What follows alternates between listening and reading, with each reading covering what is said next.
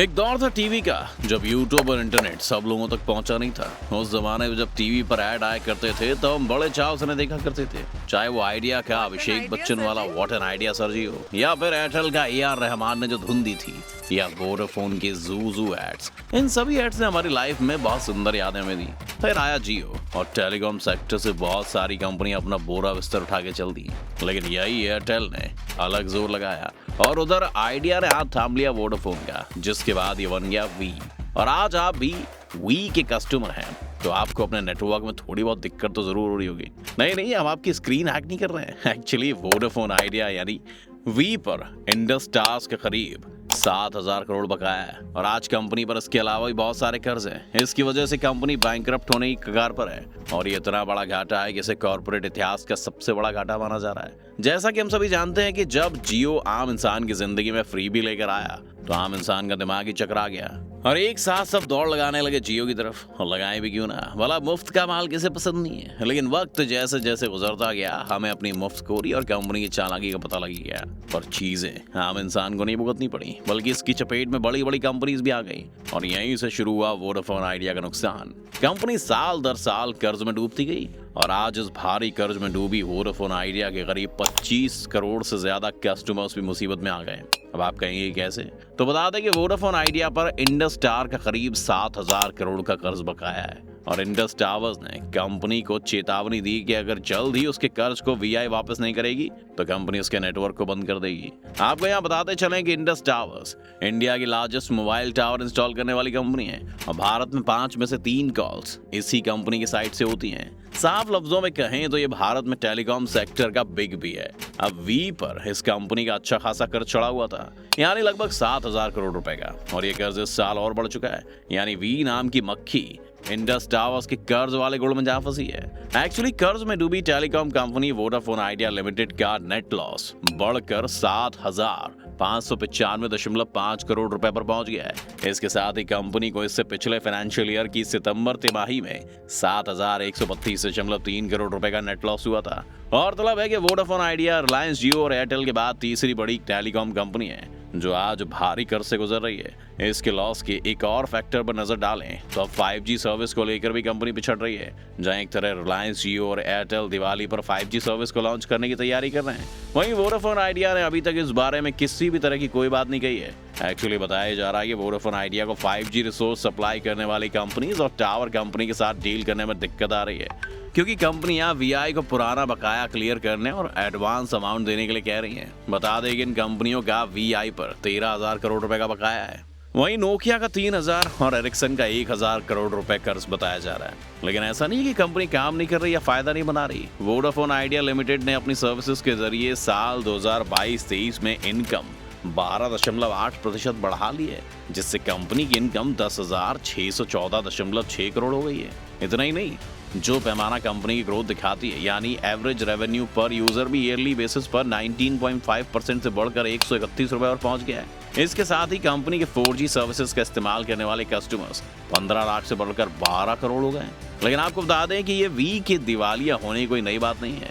जब से वी ने टेलीकॉम सेक्टर में एक साथ कदम रखा है तब से इनकी हालत कुछ खास नहीं सुधर पाई है। लेकिन कंपनी पर सिर्फ इंडस टावर का ही 7,000 करोड़ रुपए का बकाया नहीं है, बल्कि अमेरिकन टावर कंपनी ATC का भी 2,000 करोड़ रुपए का कर्ज है। दरअसल कर्ज में डूबी टेलीकॉम कंपनी वोडाफोन आइडिया ने बताया कि दिसंबर साल 2021 को खत्म करंट फाइनेंशियल ईयर की तीसरी तिमाही में उनका कंसोलिडेट घाटा बढ़कर 7,230.9 करोड़ रुपए हो गया है।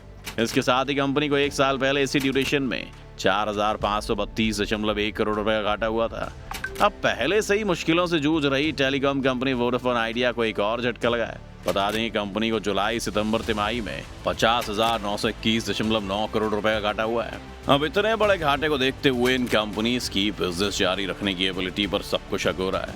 वो भी क्यों ना, आखिरकार अमाउंट इतना बड़ा है कि अब वी के यूजर सोच में पड़ गए हैं कि आगे क्या होने वाला है। जब से डेटा और कॉलिंग के रेट्स बढ़े, आम आदमी वैसे ही परेशान है और अब वी की ये हालत, आगे क्या होने वाला है ये यूजर्स के साथ साथ कंपनी का भी बड़ा कंसर्न है। क्योंकि इतना तो साफ है कि वी का पत्ता इतनी जल्दी नहीं कटने वाला, क्योंकि ये भारत की 3rd और दुनिया की 11th सबसे बड़ी टेलीकॉम कंपनी है। अब देखना ये है कि कंपनी इस मसले को कैसे निपटाती है। अब अगर बात इसी सवाल की करें तो क्या सच में वी इस कर्ज से निपट पाएगी? तो बता दें कि उम्मीद तो सभी को है, लेकिन इतना आसान नहीं है, क्योंकि जितने कर्ज में वी अभी है उस हिसाब से इसे कॉर्पोरेट इतिहास का सबसे बड़ा घाटा माना जा रहा है। और इसीलिए वोडाफोन आइडिया का घाटा भारत की कॉर्पोरेट हिस्ट्री में सबसे बड़ा रहा है, और यही एयरटेल का घाटा इंडिया में तीसरा सबसे बड़ा घाटा रहा है। लेकिन अब सवाल आता है कि इन सब पर वी का क्या कहना है। तो आपको बता दें कि वोडाफोन आइडिया ने ये कहा है कि बिजनेस जारी रखने की हमारी कैपेबिलिटी सरकार से मदद मिलने और प्रपोजल लीगल रिलीफ की रिजल्ट पर डिपेंड करती है, और तब तक कंपनी बाकी कानूनी मदद से अपना काम जारी रखेगी।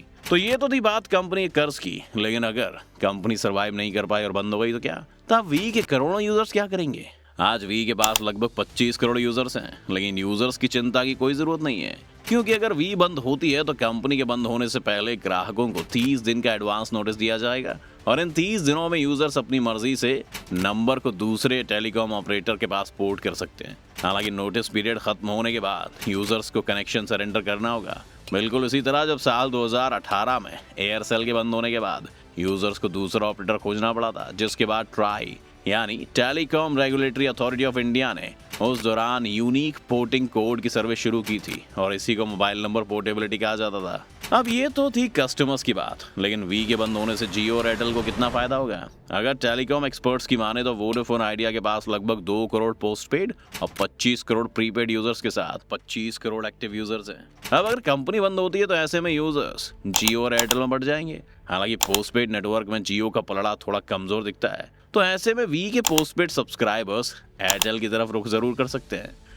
वहीं दूसरी तरफ जियो फोन नेक्स्ट की लॉन्चिंग की वजह से प्रीपेड सब्सक्राइबर्स का रुझान जियो की तरफ रहेगा, और इसी के साथ वोडाफोन आइडिया के बंद होने से एयरटेल और जियो को बड़ा फायदा मिलेगा। अब जहां कस्टमर्स इन दोनों कंपनीज में पोर्ट होंगे तो वी को होने वाली इनकम भी इन दोनों कंपनियों को ही मिलेगी। बता दें कि आज वी की प्रीपेड ग्राहकों से 109 रुपये औसत कमाई होती है, वहीं पोस्टपेड ग्राहकों से कंपनी को 350 रुपये औसतन मिलता है।